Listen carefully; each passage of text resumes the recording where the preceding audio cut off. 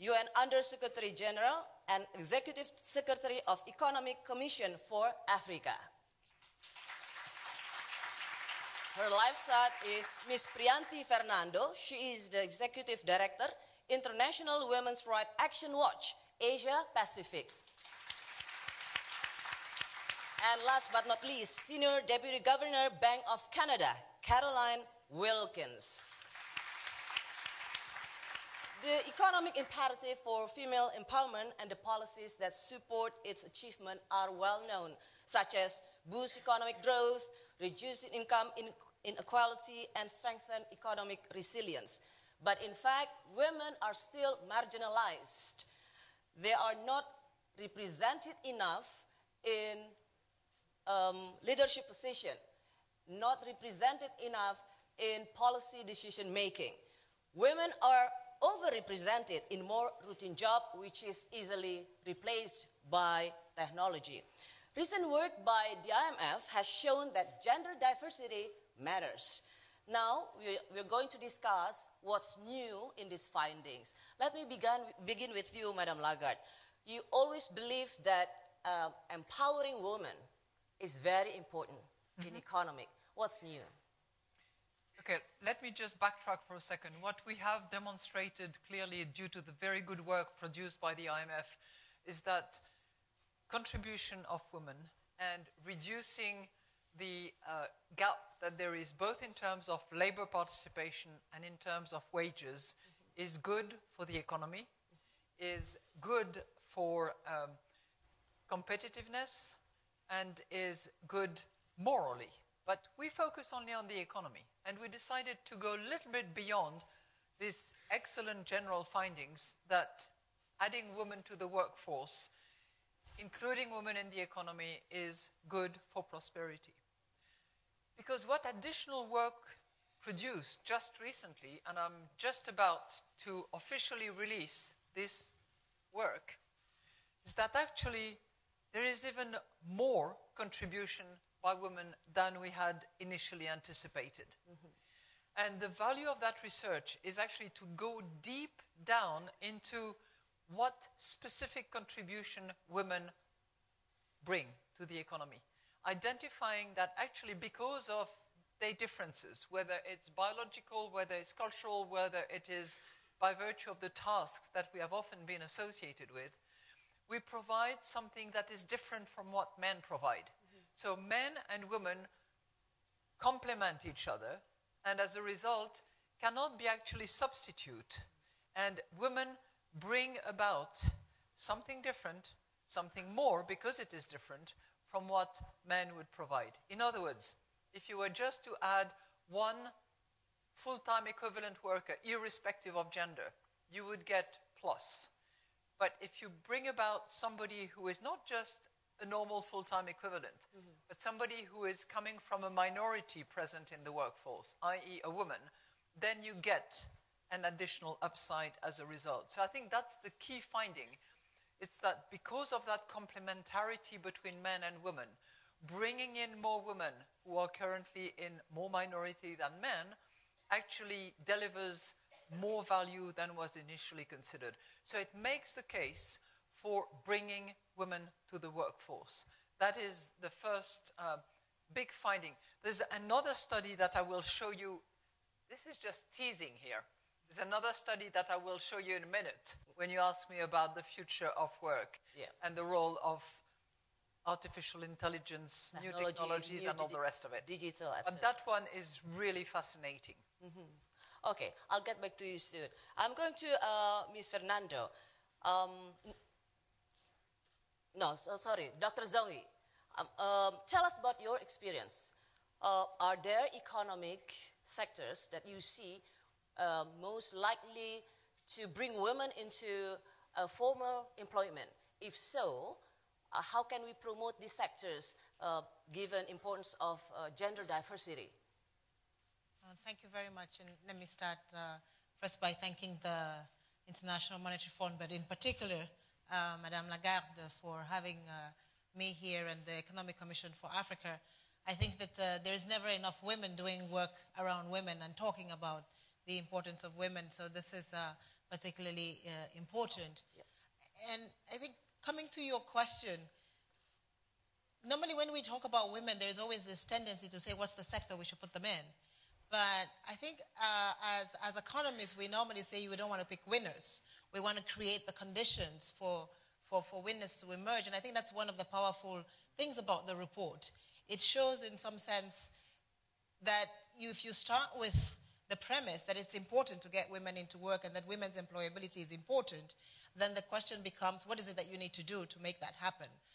And I think that the work that is in the report, some of the work that ECA has been doing around women, shows us, for example, that if you increase access to electricity, women, the employability of women goes up by almost 9%, and we have some work that we've done on this in South Africa.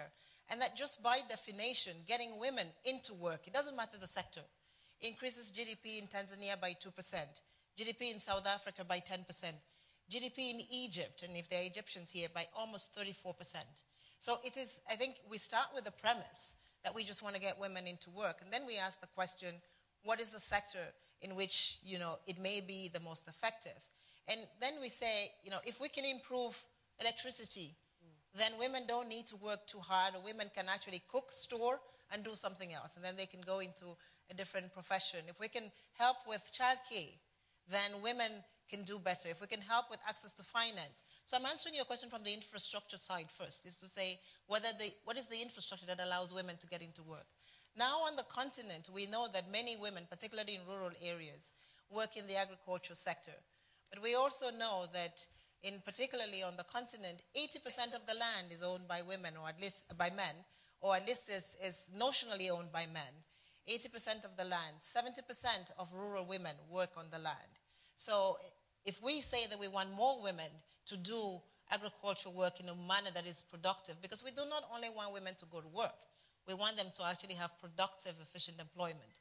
And again, an employment that makes them more prosperous. And so we see that there are constraints to access to owning the land, which is, I think, one of the perennial constraints that we have on the continent, and a lot of work is being done in that light.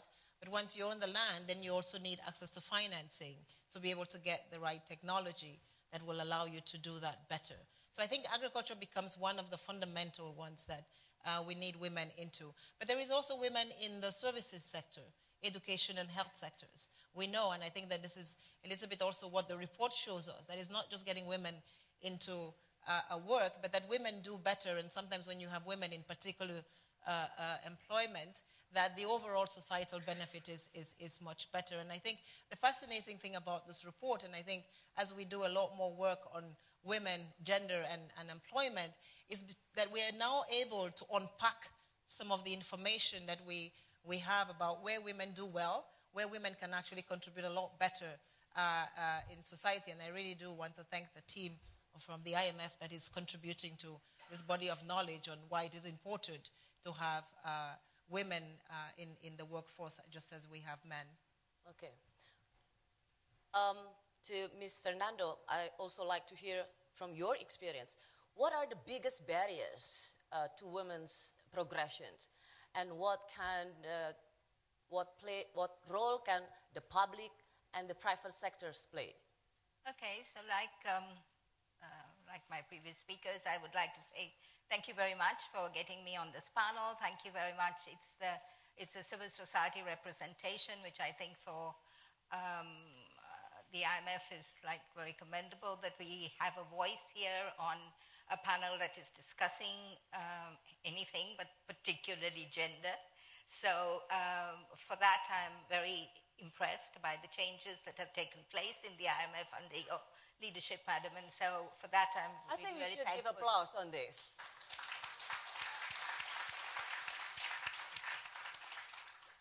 But I work for an International Women's Rights Action Watch, Asia Pacific, which is a women's human rights organization.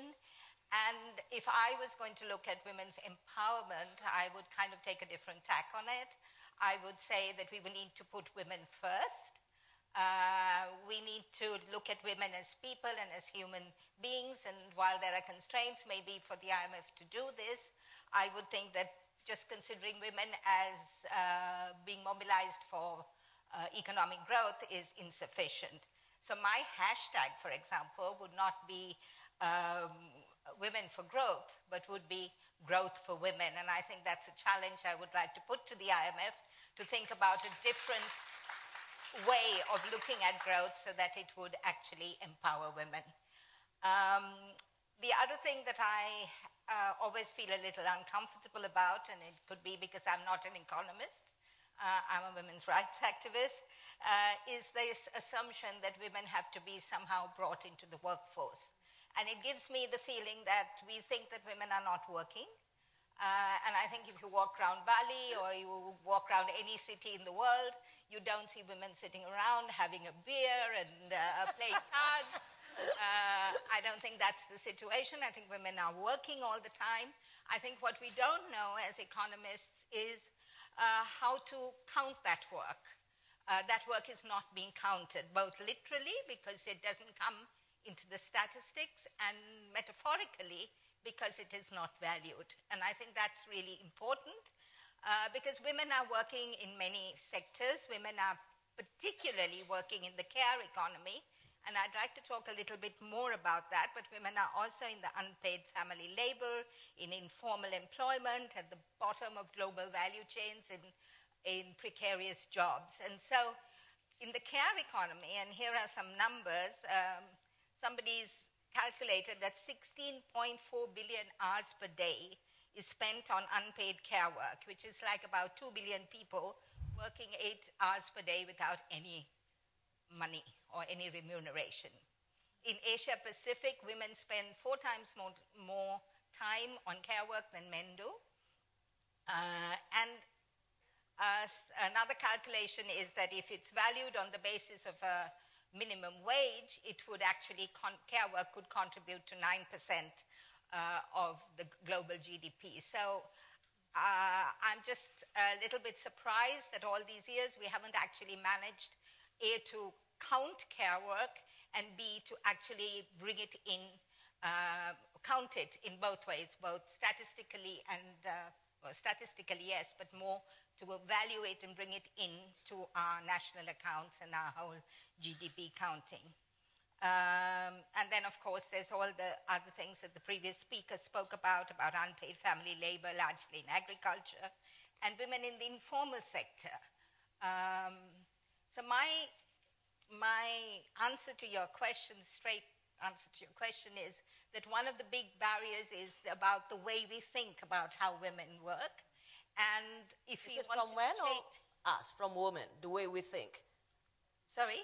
Is it the way we think from men or us as women? No, I just think the way society thinks, and societies all over the world are very largely patriarchal, and so they do not think about, they devalue women's contribution. So it's women are contributing to the economy.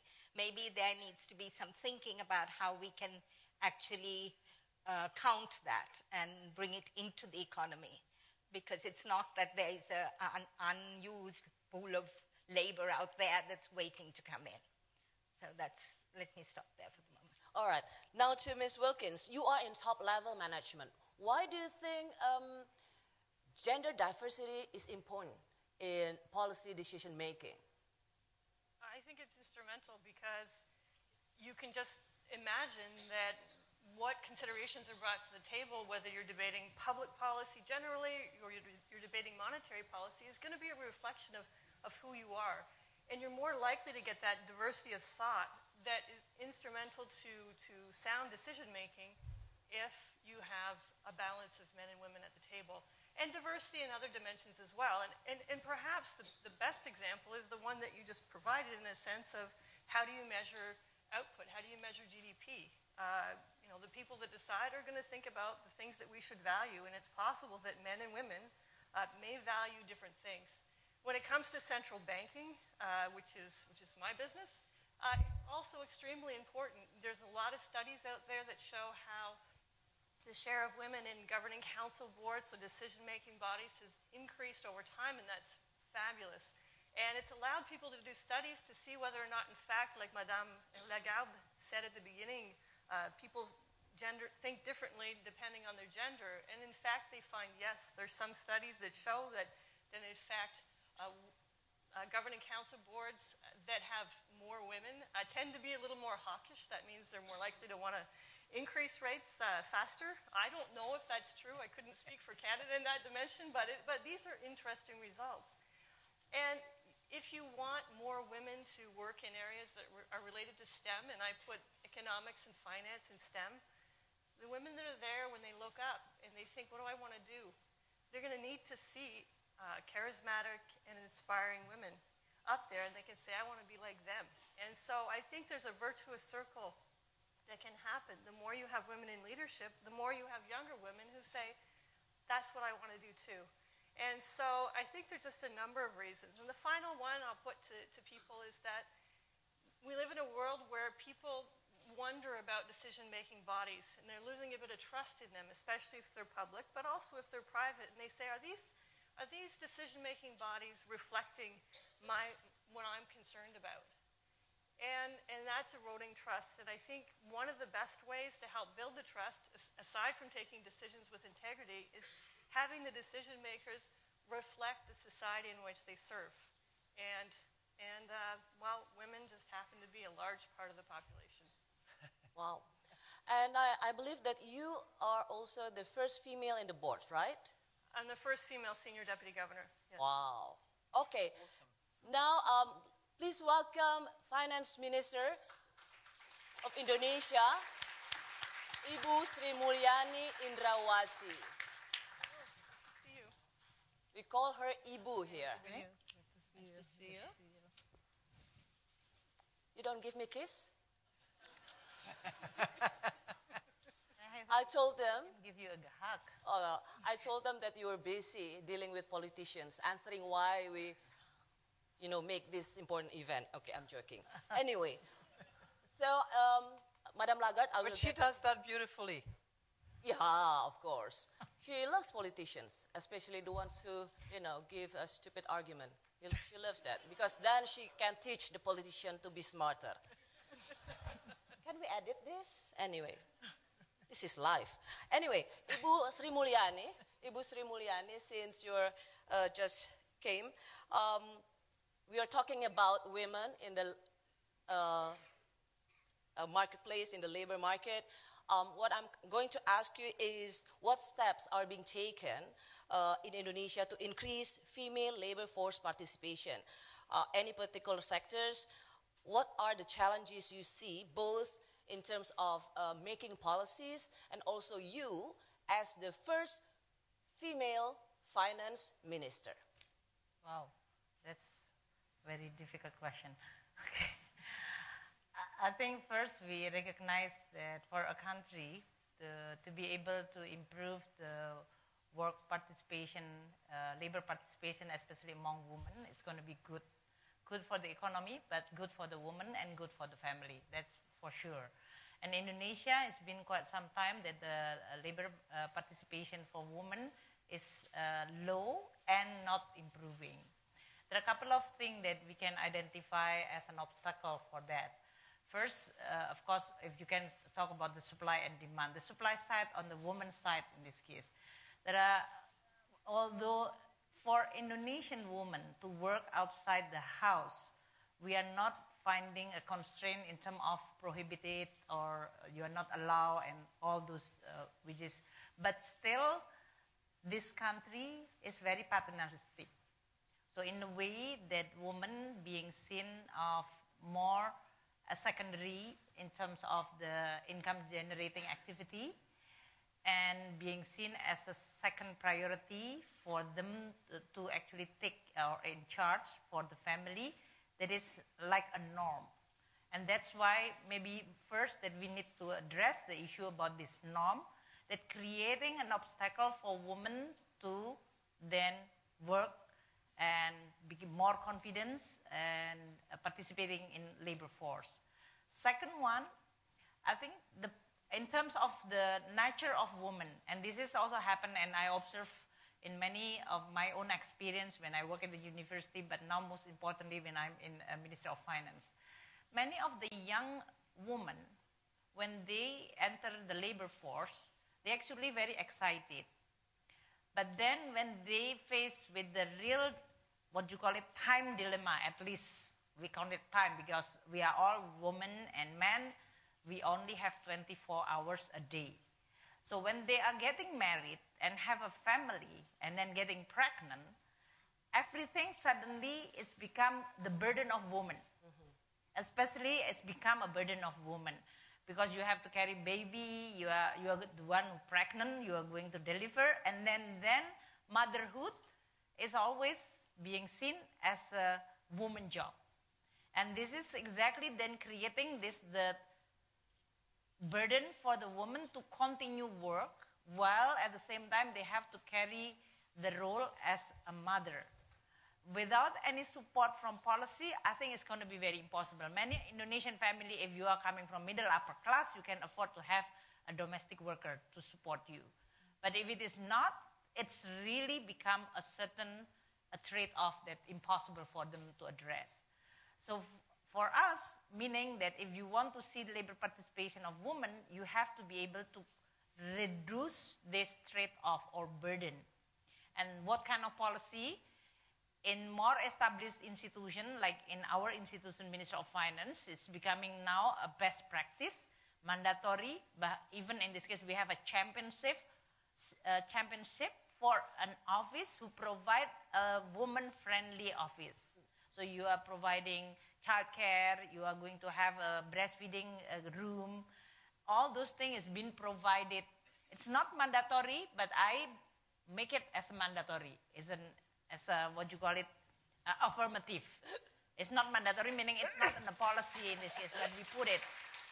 So I visited in Medan. They are very, very proud because knowing that Ibu Menteri is going to visit. So they provide me with all the country visit and the office visit. And it's very lovely. They have a cafeteria in which they provide lunch. And then on the side of it is a playground for children below 5. And then also the breastfeeding room. I think this is going to at least creating less tension for the woman. The third is, I think some women also still feel that some of the occupation is being perceived as just a man job. Actually, Madame Lagarde is the one when he was appointed as a finance minister. That was long time ago. I was finance minister, that was under SBY presidency. I was attending the G20.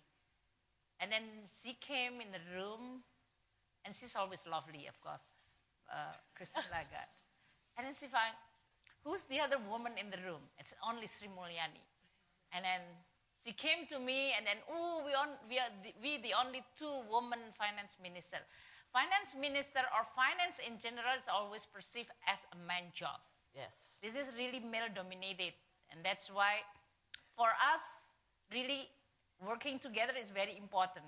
What is stereotyping, which is very sad, even when I was in the World Bank, sometimes they feel that when women appointed as a manager, they actually become a sharp elbow, and they're competing among women in this case. So sometimes, and this is sometimes joked by the male employee, that they are, see, Sri Mulyani, you want to promote more manager women, but see, they cannot cooperate among themselves. As it's like they are like, see? So this is in many times, and Madame Lagarde, I think at some point we have the initiative to have a dinner with you and with all the VP and manager women in the World Bank. She's always very generous with all the women. She gave the encouragement that all of us need to work together. It seems like the world is just too small for a woman to cooperate. I think this is also a very good lesson for all of us. Can we work together and really promoting and seeing all of us to actually, it's just a very rare opportunity. Okay. So battling with this perception that there is a male job, and this is, and for women, you really have to be an extraordinary to be able to enter this male-dominated job. That creating additional burden. I think one book by Condoleezza Rice, the title is Twice as Good. For a woman to be in any position, they have to show that they are twice as good that even the men should prove. That creates a real huge burden. So you can imagine, they have to carry as a mother, they have to have this norm, they also have to carry this burden to prove that they are twice as good to be able to in the same position. Okay. That is actually what is the obstacle Yep. of many women to be in a labor participation. So you... Can I Yeah, of course. No. No, I just want to clarify one thing. We have been asked by young female journalists who have just recently had babies if we could organize for them to be able to breastfeed. So the IMF and the World Bank, I'm sure, have organized for breastfeeding facility. Anybody interested here? It's there. Oh, That's good. Yeah. it's all... In the IMF, I don't think that I see any breastfeeding room. You have it? You have it? of course we Oh, do. you have. Compass TV have it. That was long time ago. My office has it. No. When I was ED in the IMF, that was long time ago. The IMF You have is it now. very dominant. Okay, so you were... Now Christine changed everything. Oh, that's the benefit of women power. So you were the same as the finance minister, two female finance minister. At some Ibu point, Ani was before me, Yeah. but I joined. Okay, so I can imagine when you two went conferences and other gentlemen would think, they're only two, but these ladies drive me crazy. I can imagine. Okay, I know you would respond to Ibu Sri Mulyani, but can we move to other topic? Yeah? Can I just say two All right, things very quickly? I think congratulations on what you just said, because I think you brought out a number of things that the women's movement is asking for, which is actually to redistribute care work, to reduce gender stereotypes, so what you were talking about, the kind of work that women do. And I think those things are really important to mainstream, because if you don't mainstream those things, however much you do everything else, women will either have a double burden and will not actually will not be empowered or make those advances. Okay. All right. Now I'm going to move forward to Madame Lagarde. We are facing a new era of technology, digital economy, a robotic machine. How do you think this kind of change in technology will affect women, the automation and also the future work? How do you think this will affect women? Well, it will affect all men and women. But what is characteristic and actually which is published today in this research paper is that women will be affected more so than men. That's the key finding of this study. And it's not because they're women and because they would be inferior species. No, not at all. It's just that because of points that you made earlier, they often do tasks that are not as value-adding. They are more repetitive. They're more likely to be automated. And as a result of that, the jobs that they're doing are going to be affected first before the jobs that eventually men are doing. Now, it's not a massive proportion, but yet again, it shows that despite new technologies, despite artificial intelligence, biotech, and all of that, the women will suffer more than men as a result.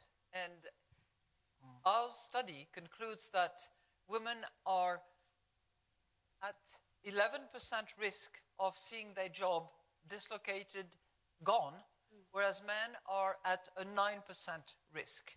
There's a very interesting study that has been done in this work, which extrapolates from 30 OECD countries where 26 million female jobs are likely to go.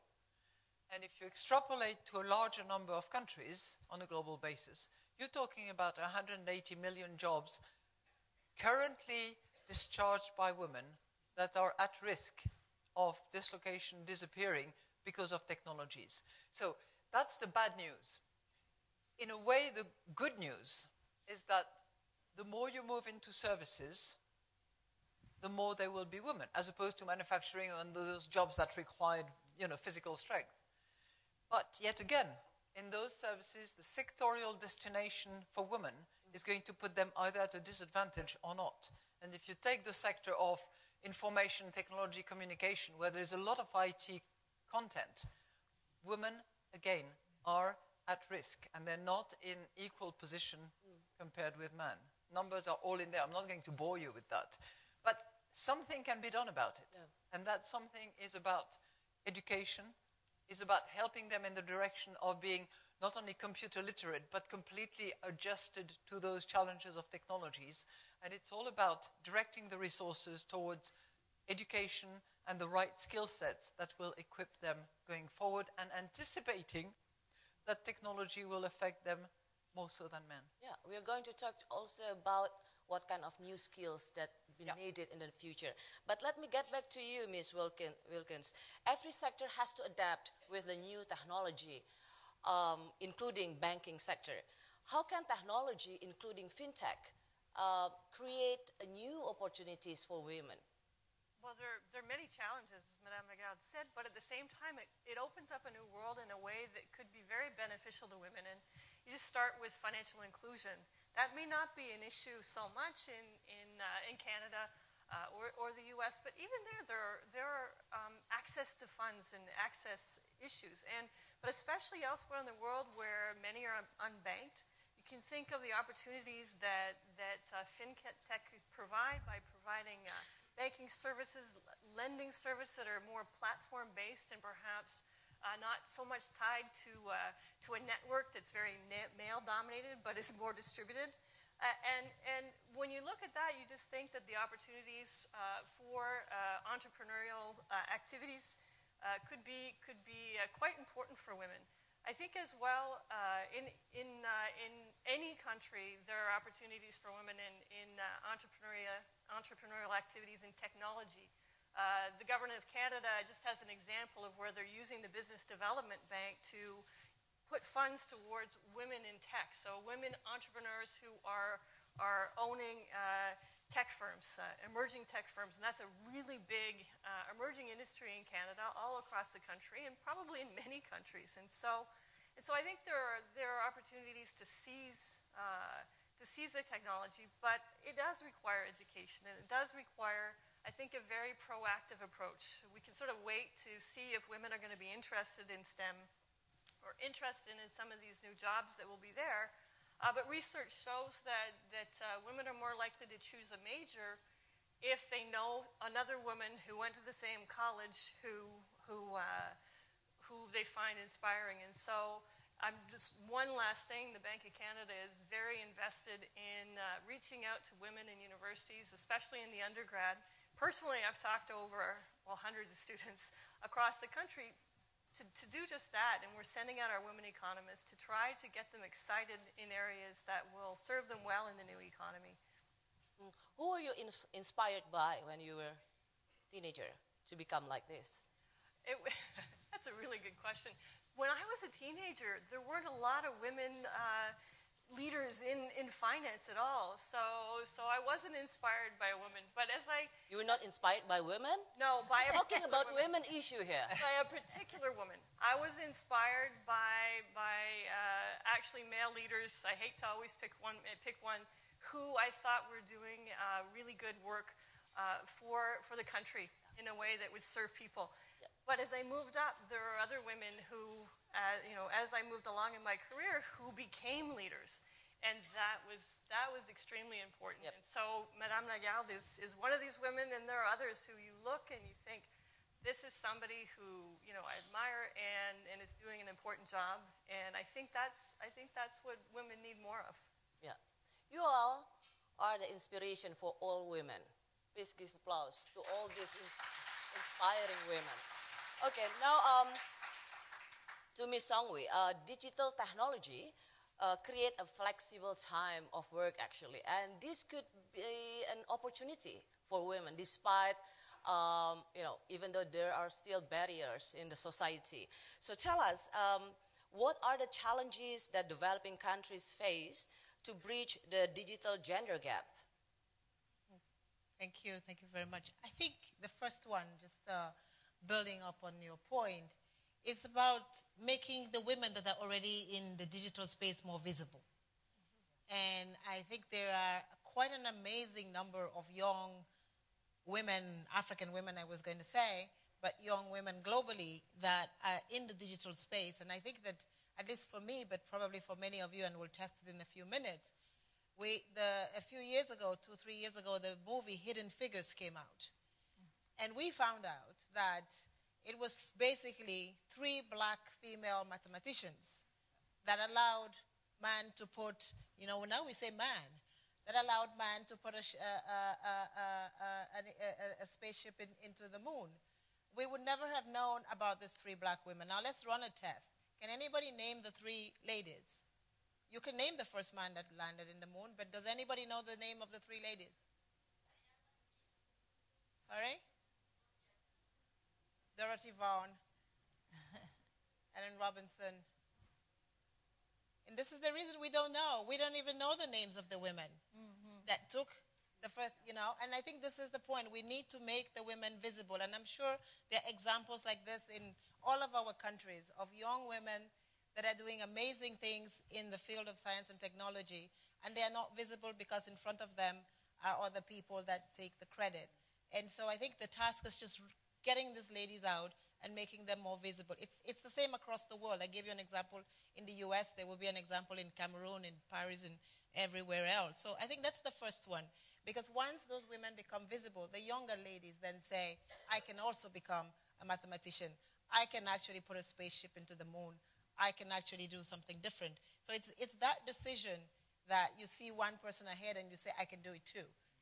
And we can never underestimate, I think, the power of seeing Madame Lagarde heading the IMF and how many more young kids will be willing to do that. Or in Indonesia, Ibu Sri, that is a Minister of Finance. So I really think that that's the most important. Now, once we have done that, then the question becomes, how do we give them access to the technology to do that? And today we have 250 million less women that have access to any sort of IT or internet services in the world compared to men.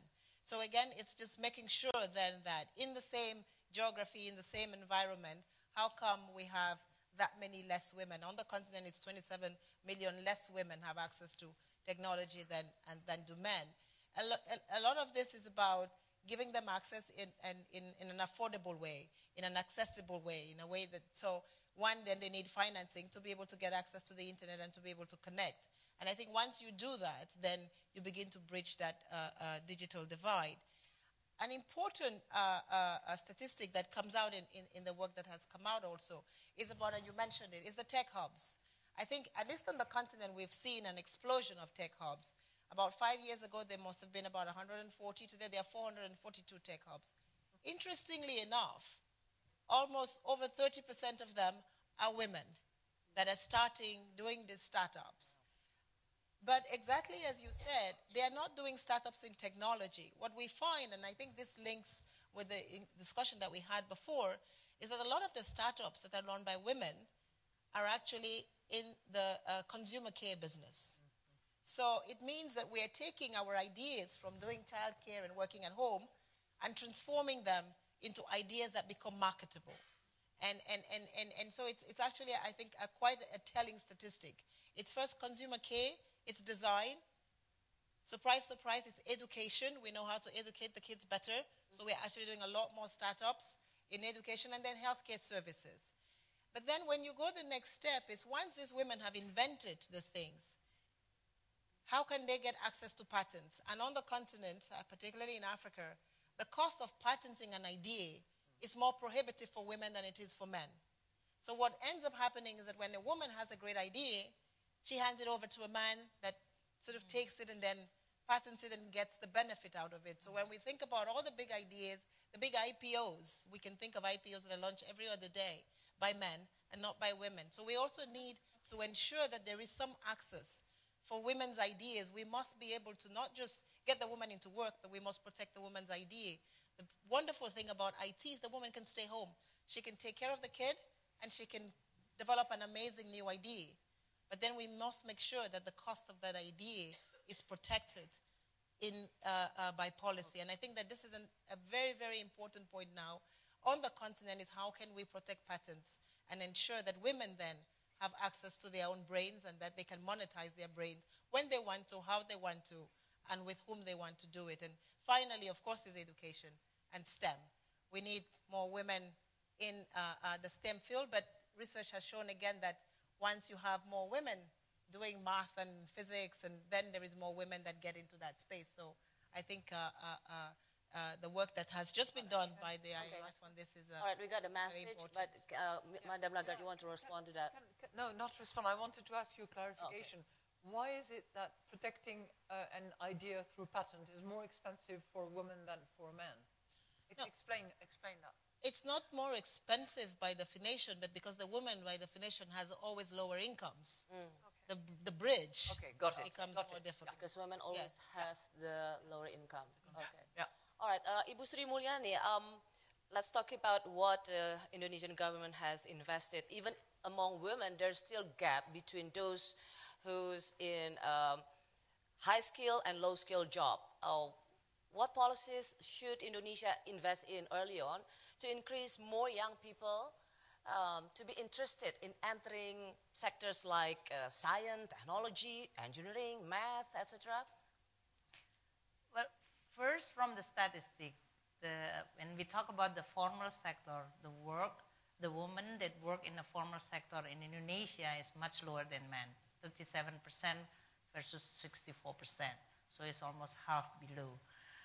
But in STEM, actually, if you compare among ASEAN countries, Indonesia is among, or Asia even, Indonesia is among the highest. We are at 23% women in STEM. And that's the highest? That's among the highest if you compare even with Singapore, China, and other ASEAN countries.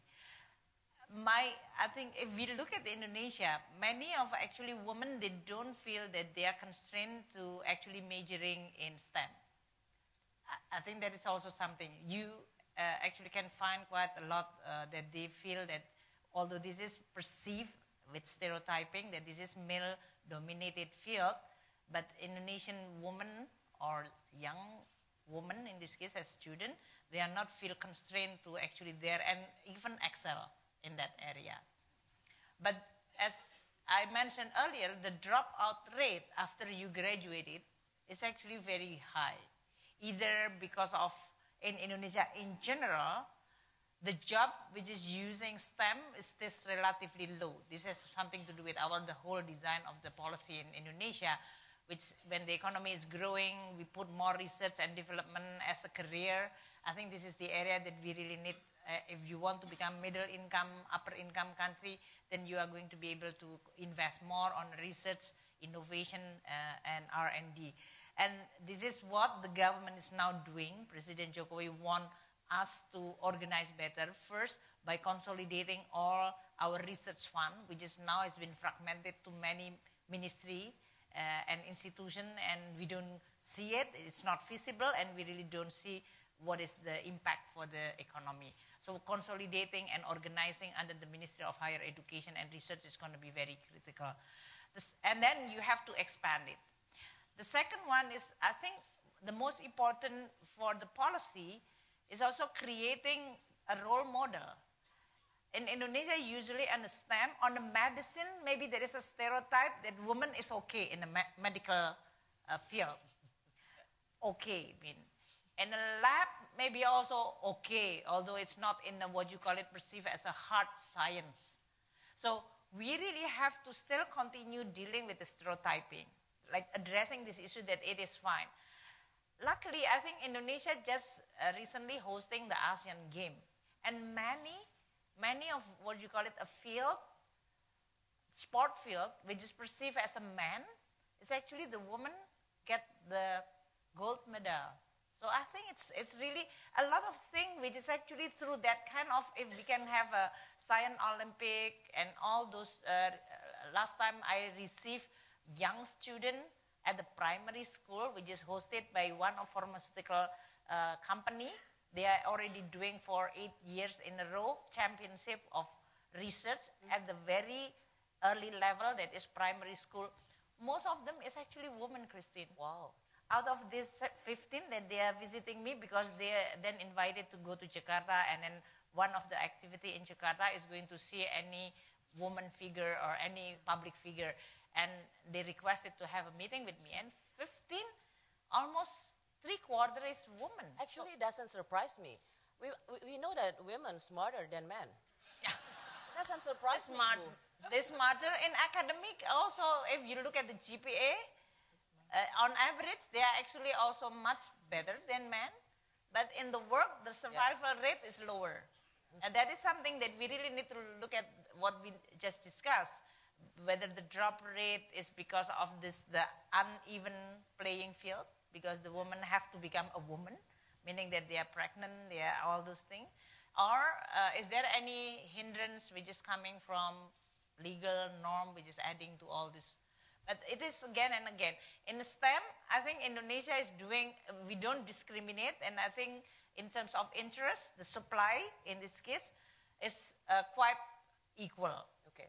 But how to make sure that they are not going to drop out? This is another area, and that has something to do with the total economy and how we develop as an economy with many policy that is allowing for this innovation, creativity, and then also for the woman to be able to survive. And if I can comment with what Farah mentioned earlier, with the digital and the technology which is allowing flexibility, this phenomena is definitely addressing the issues to some extent. This the dropout rate because of the time inflexibility giving more burden for the woman. So technology definitely is going to create more opportunity for women to work, to participate, because they are becoming very flexible. But what we really want to see is more a high-paying job for the woman. But monetizing many of the activity which is in the past has been perceived as a domestic activity which is unpaid and not coming to the market. For example, like childcare. This is invaluable. You can see that women will pay whatever that they will pay as long as they can get somebody who taking care of their children in such a quality way. So it's priceless actually. But when you put it in the market mechanism, it's suddenly the price drop. And this is something which we can call it the market failure of valuing the work which is being done domestically by many women. Yep. And this is something that maybe as all of us maybe have to promote more GDP, which putting the value or imputed value of many of the domestic work. Okay, Madam Yolanda, you want to say something? IMF can do that. I think they are actually can promote the GDP with all the women work in the household. Christine, you really have to put that as your legacy. As your legacy. I'll come to that because that was a point mentioned by Rincha as well.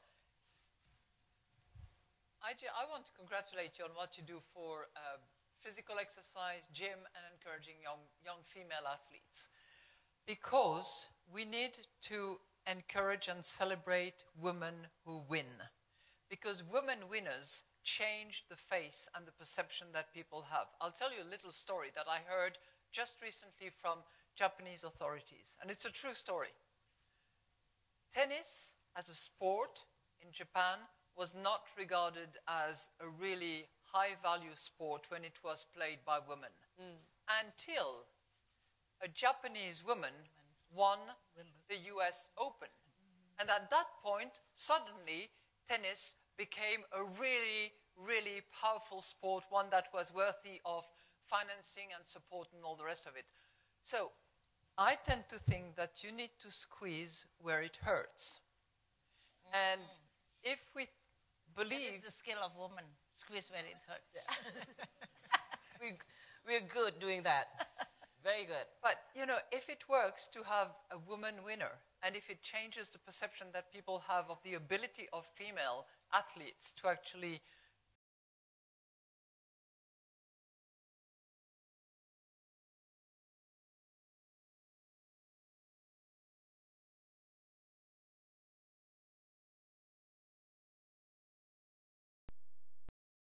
send another luminaries, and they did produce that report. And yes, it is true that there is huge value and it's not accounted for, it's not reported, and we need to explore that further.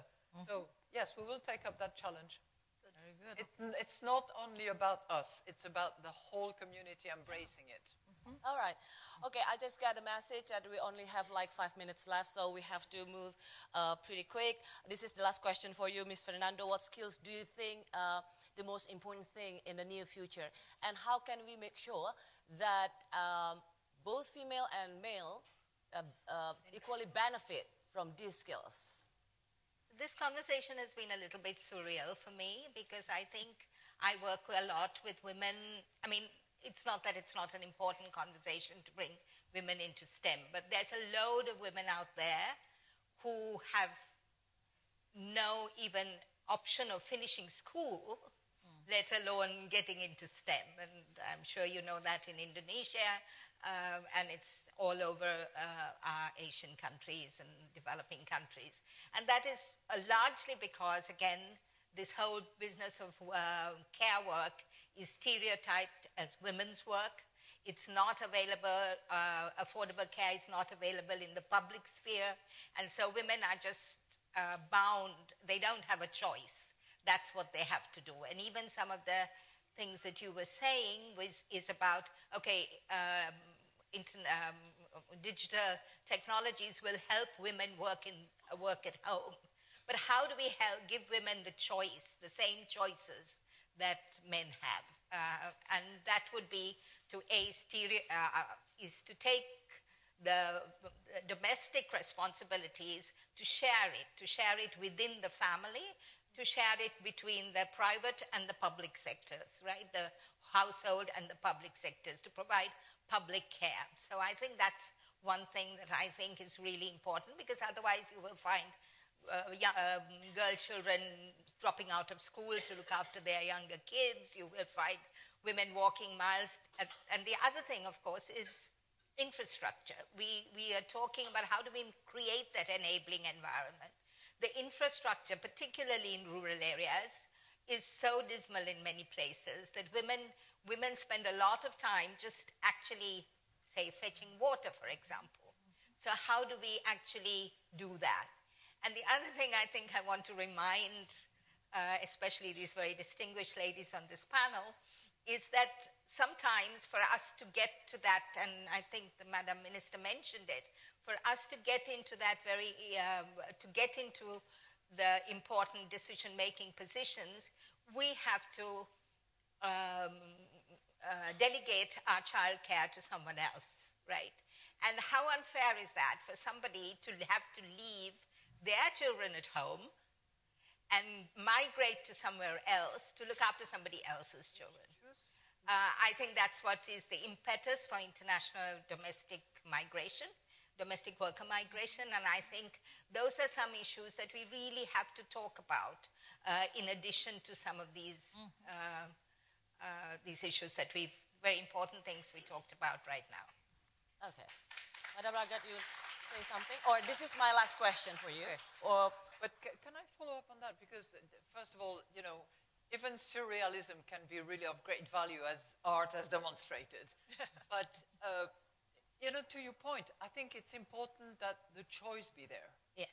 And if you actually account for the value of the work that is provided at home, be it by the mother or by the father or by whoever is that person, number one.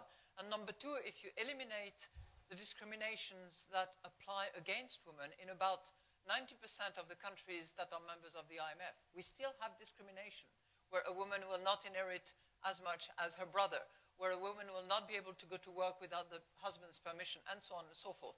So we need to make progress on both accounts. Remove the discrimination so that a woman has the choice, and value the work that is being done so that, you know, you reconcile the two and you open up the choice that should be available to all, not just men, but men and women. Okay. Thank you. I've just got the final message that we have to conclude our discussion because we have no more time. So I'm sorry that actually I was planning to open up for Q&A, but we don't have more time. Madam Lagarde, would you like to say something as the final one, just a short one? Invest in women education. Full stop. Full stop, exactly. So thank you so much. Thank you for joining our discussion today. Thank you for our extraordinary speakers. Thank you. Don't forget, like Madam Lagarde said, invest in women, diversity matters, and gender diversity brings benefit all its own. Thank you once again. Enjoy your day. Enjoy Bali. Goodbye. Because Ladies and gentlemen, please remain seated while the delegation departs the auditorium. Thank you. Once again, ladies and gentlemen, please remain seated while the delegations departs the auditorium. Thank you.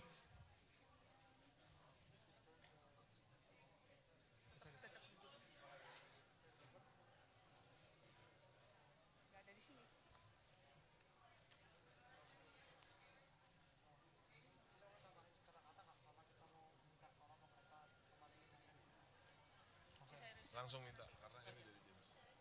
Langsung minta aja resikonya.